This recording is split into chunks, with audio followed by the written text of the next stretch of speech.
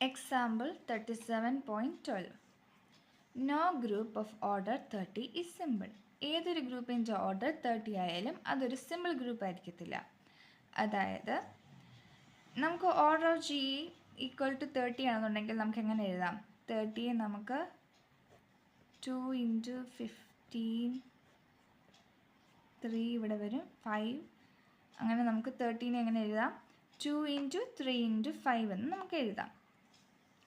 അങ്ങനെയാണെന്നുണ്ടെങ്കിൽ നമുക്ക് ജിക്ക് ഒരു സൈലോ 2 സബ് ഗ്രൂപ്പ് ഉണ്ടായിരിക്കും. അതിൻ്റെ ഓർഡർ എന്ന് വെച്ചാൽ അത് 2 ആയിരിക്കും. ഇതെങ്ങനെയാണ് സൈലോ 2 സബ് ഗ്രൂപ്പ് വന്നത്? Order of G is equal to 30 നമുക്ക് 2⁻1 × 15 എന്ന് എഴുതാം. പിന്നെ അതുപോലെ ജിക്ക് സൈലോ 3 സബ് ഗ്രൂപ്പ് ഉണ്ടായിരിക്കും. അതിൻ്റെ ഓർഡറും 3 ആയിരിക്കും. സൈലോ 5 സബ് ഗ്രൂപ്പ് ഉണ്ട്. അതിൻ്റെ ഓർഡർ 5 ആയിരിക്കും. ഇവിടെ നമ്മൾ ആദ്യമേ സൈലോ 5 സബ് ഗ്രൂപ്പാണ് എടുക്കുന്നത്. നമുക്ക് നേരത്തെ ചെയ്ത പോലെ അറിയാം, n5 is congruent to 1 module of 5. പിന്നെ ഓർഡർ ഓഫ് ജി അതായത് 30നെ n5 ഡിവൈഡ് ചെയ്യും. അപ്പോൾ 30യെ ഡിവൈഡ് ചെയ്യാൻ പറ്റുന്ന നമ്പേഴ്സ് എല്ലാം ആദ്യമേ എഴുതി 1, 2, 3, 5, 6, 10, 15, 30. ഈ നമ്പേഴ്സ് എല്ലാം 30നെ ഡിവൈഡ് ചെയ്യും. ഇതിൽ നിന്ന് ആരാണ് n5 എന്നറിയാൻ നമ്മൾക്ക് വേറെ ഒരു കണ്ടീഷൻ കൂടെ ഉണ്ടല്ലോ. n5 is congruent to 1 module of 5. അത് വെച്ച് നമുക്ക് കണ്ടുപിടിക്കാം. അതായത് നമുക്ക്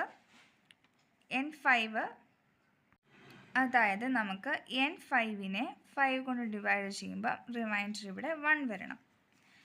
നമ്മൾ 1ഉം 6ഉം എടുത്ത് ചെയ്യുമ്പോൾ നമുക്ക് റിമൈൻഡർ 1 വരും. ബാക്കി ഒന്നിലും റിമൈൻഡർ 1 വരത്തില്ല.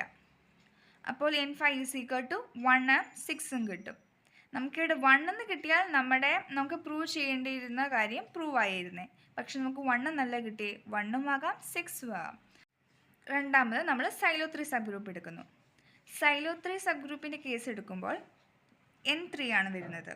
അതായത് number of silo 3 sub group എന്ന് പറയുന്നത് നമ്മൾ ഡിനോട്ട് ചെയ്യുന്നത് n3യും വെച്ചാണ്. അപ്പോൾ n3 is congruent to 1 modulo 3. പിന്നെ n3 ഓർഡർ ഓഫ് ജി അതായത് 30യെ ഡിവൈഡ് ചെയ്യും. അങ്ങനത്തെ നമ്പേഴ്സ് എല്ലാം എടുത്ത് കഴിയുമ്പോഴത്തേക്ക് 30യെ ഡിവൈഡ് ചെയ്യാൻ ചാൻസ് ഉള്ള നമ്പേഴ്സ് എല്ലാം എടുത്ത് നമ്മൾ എഴുതി. എന്നിട്ട് നമ്മൾ ചെക്ക് ചെയ്തു n3യെ നമ്മൾ 3യും കൊണ്ട് ഡിവൈഡ് ചെയ്യുമ്പോൾ എപ്പോഴാണ് 1 വരുന്നതെന്ന്. അങ്ങനെ ചെക്ക് ചെയ്യുമ്പോൾ 10നെ നമുക്ക് 3യുമായിട്ട് ഡിവൈഡ് ചെയ്യുമ്പോൾ 3 × 3 9 വരും. നമുക്കിവിടെ റിമൈൻഡർ 1 കിട്ടും. അപ്പോൾ നമുക്ക് n3 ഈസ് ഈക്വൽ ടു 1ഉം കിട്ടും 10ഉം കിട്ടും. വേറെ ഒരു നമ്പർ എടുത്ത് നോക്കിയാൽ നമുക്ക് റിമൈൻഡർ 1 കിട്ടത്തില്ല. ഇതേപോലെ സെയിം ആയിരിക്കും സൈലോ 2 സബ് ഗ്രൂപ്പ് എടുത്ത് നോക്കിയാലും നമുക്ക് n2 എന്ന് പറയുന്നത് 1 മാത്രമല്ല വേറൊരു നമ്പറും കൂടെ കിട്ടും. അതുകൊണ്ട് നമ്മളത് ചെയ്യുന്നില്ല. നമുക്കിവിടെ ഒരു കേസിലും n p is equal to 1 എന്ന് കിട്ടുന്നില്ല. അന്നേരം നമുക്ക് ബാക്കിയുള്ളത് എടുക്കുവാണ്. n5 ഈസ് ഈക്വൽ ടു 6ഉം n3 ഈസ് ഈക്വൽ ടു 10ഉം. ഈ രണ്ട് കേസ് നമ്മൾ ആദ്യമേ എടുത്ത് നോക്കുവാണ്. അപ്പോൾ n3 ഈസ് ഈക്വൽ ടു 10 എന്ന് എടുത്തു കഴിഞ്ഞാൽ നമുക്കവിടെ n3 ഈസ് ഈക്വൽ ടു 10 എന്ന് വെച്ചാൽ എന്താണ്? Number of silo 3 sub groups എന്ന് വെച്ചാൽ 10 എണ്ണം ഉണ്ട്. അന്നേരം നമുക്ക് അതിനകത്ത് 2 എണ്ണം എടുക്കാം. 1 Hഉം 1 Kയും അങ്ങനെ നമ്മൾ ഡിനോട്ട് ചെയ്യുന്നു. അന്നേരം നമുക്ക് ഈ രണ്ടും distinct silo 3 sub groups of G ആണ്. അങ്ങനെയാണെന്നുണ്ടെങ്കിൽ രണ്ടും സബ് ഗ്രൂപ്പ്സ് അല്ലേ? ഇൻ്റർസെക്ഷൻ ഓഫ് 2 സബ് ഗ്രൂപ്പ്സ് എന്ന് പറഞ്ഞാൽ വീണ്ടും ഒരു സബ് ഗ്രൂപ്പാണ്.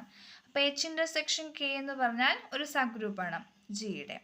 അങ്ങനെയാണെന്നുണ്ടെങ്കിൽ H എന്ന് വെച്ചൊരു സബ് ഗ്രൂപ്പാണ്, K എന്ന് വെച്ചൊരു സബ് ഗ്രൂപ്പാണ്. അപ്പോൾ H ഇൻ്റർസെക്ഷൻ K എന്ന് പറയുമ്പോൾ Hനകത്ത് വരുന്നൊരു സബ് ഗ്രൂപ്പാണ്. അതുപോലെ തന്നെ H ഇൻ്റർസെക്ഷൻ Kയ്ക്കകത്തുള്ള സബ് ഗ്രൂപ്പാണ്. അപ്പം നമുക്ക് എന്ത് പറയാം? H ഇൻ്റർസെക്ഷൻ K എന്ന് വെച്ചാൽ അതിൻ്റെ ഓർഡർ Hൻ്റെ ഓർഡറിനെ ഡിവൈഡ് ചെയ്യും എന്ന് നമുക്ക് പറയാം. H intersection K is equal to 1, 3 എന്ന് കിട്ടും. അതെങ്ങനെയാണ്?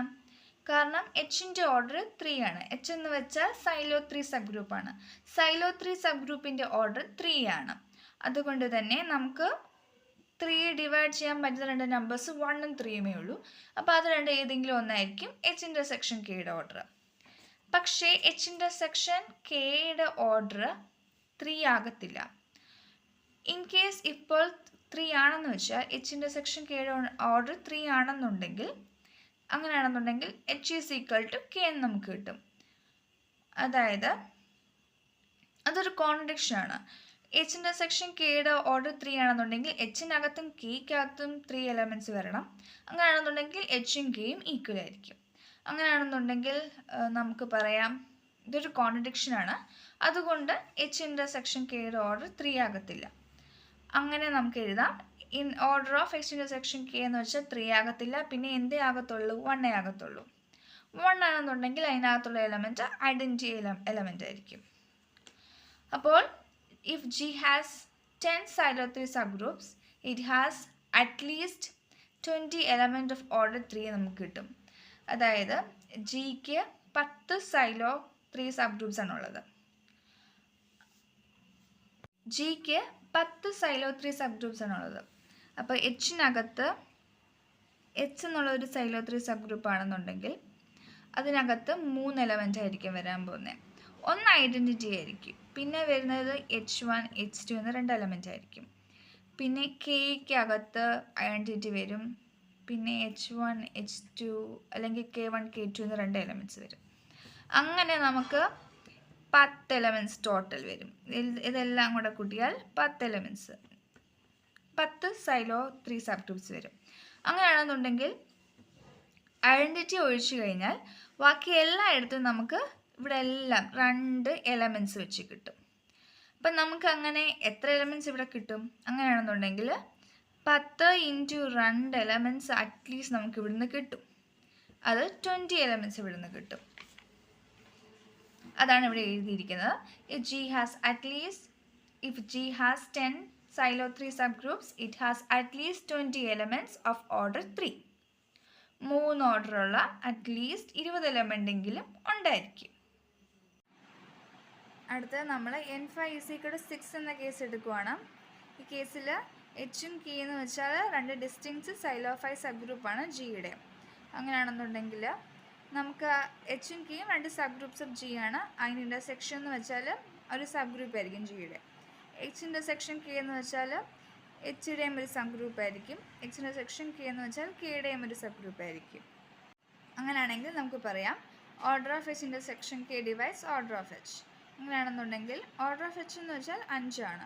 5 ആണെന്നുണ്ടെങ്കിൽ നമുക്ക് order of H intersection K എന്ന് വെച്ചാൽ 1 5 ആയിട്ട് കിട്ടും. പക്ഷേ order of H intersection K ഒരിക്കലും ഈക്വൽ ടു 5 ആയിരിക്കത്തില്ല. ഇനി ഈക്വൽ ടു 5 ആയാൽ Hഉം Kയും ഈക്വൽ ആയിരിക്കും. അന്നേരം ഒരു കോൺട്രഡിക്ഷൻ ഉണ്ടാവും. ദാറ്റ് ഇംപ്ലൈസ് H ഇൻ്റർസെക്ഷൻ Kയുടെ ഓർഡർ 1 ആണ്. അങ്ങനെ നമ്മൾ നോക്കുവാണെങ്കിൽ ഈ കേസ് ജിക്കകത്ത് G must contain at least 24 elements of order 5. H intersection Kക്കകത്ത് ഒരു എലമെൻറ്റേ ഉള്ളൂ. ആ എലമെൻറ്റ് എന്തായാലും ഐഡൻറ്റിറ്റി ആയിരിക്കും. നമുക്ക് ഇപ്പോൾ ഇവിടെ Hഉം Kയും Silophy സബ്ഗ്രൂപ്പ്സ് ആണ്. നമുക്ക് 6 Silophy സബ്ഗ്രൂപ്പ്സ് ആണുള്ളത്. അന്നേരം നമുക്കറിയാം Silophy സബ്ഗ്രൂപ്പിൻ്റെ ഓർഡർ 5 ആണ്. നേരം Hനകത്ത് ഏതൊക്കെ എലമെൻറ്റ്സ് വരും? ഒന്നും ഐഡൻറ്റിറ്റി വരും. പിന്നെ H1 H2 H3 H4 വരും. അതുപോലെ തന്നെ Kയുടെ കേസിൽ ഒരെണ്ണം ഐഡൻറ്റിറ്റി ആയിരിക്കും. പിന്നെ K1 K2 K3 K4 വരും. അങ്ങനെ നമുക്ക് ടോട്ടൽ 6 എണ്ണം ഇവിടെ കിട്ടും. അങ്ങനെയാണെന്നുണ്ടെങ്കിൽ നമുക്കിവിടെ 4 എണ്ണം ഇവിടെ 4 എണ്ണം 6 × 4 24 എണ്ണം അറ്റ്ലീസ്റ്റ് 24 എലമെൻറ്റ്സ് നമുക്കിവിടെ കിട്ടും. അന്നേരം നമുക്ക് പറയാം G must contain at least 24 elements of order 5. ഇത് ഇക്വേഷൻ 2. നമ്മൾ നേരത്തെ if G has 10 Silothry subgroups, it has at least 20 elements of order 3ക്ക് equation 1 എന്ന് കൊടുത്തായിരുന്നു. ഈ 2 ഇക്വേഷനിൽ നിന്ന് നമുക്ക് എഴുതാൻ പറ്റും ജിക്കകത്ത് അറ്റ്ലീസ്റ്റ് 20 + 24 എലമെൻറ്റ്സ് ഉണ്ടാവും. അതായത് ഓർഡർ ഓഫ് ജി എന്ന് വെച്ചാൽ അറ്റ്ലീസ്റ്റ് 44 എണ്ണമെങ്കിലും ഉണ്ടായിരിക്കും. പക്ഷെ നമ്മളിവിടെ ആദ്യമേ എടുത്തത് എന്തുവാ നമ്മുടെ ക്വസ്റ്റ്യൻ, അതായത് ഓർഡർ ഓഫ് ജി എന്ന് വെച്ചാൽ 30 ആണ്. അപ്പോൾ ഇതൊരു കോൺട്രഡിക്ഷൻ അല്ലേ? അന്നേരം അതിൻ്റെ അർത്ഥം എന്താണ്? ഒന്നെങ്കിൽ N5 ≠ 6 അല്ലെങ്കിൽ N3 ≠ 10. ഇപ്പോൾ n5 നോട്ട് ഈക്വൽ ടു 6 ആണെന്നുണ്ടെങ്കിൽ നമുക്ക് എന്ത് കിട്ടും? n5 ഈസ് ഈക്വൽ ടു 1 അല്ലെങ്കിൽ 6 നമ്മൾ ആദ്യമേ കണ്ടുപിടിച്ചത്. അങ്ങനെയാണെന്നുണ്ടെങ്കിൽ n5യുടെ വാല്യൂ എത്ര കിട്ടും?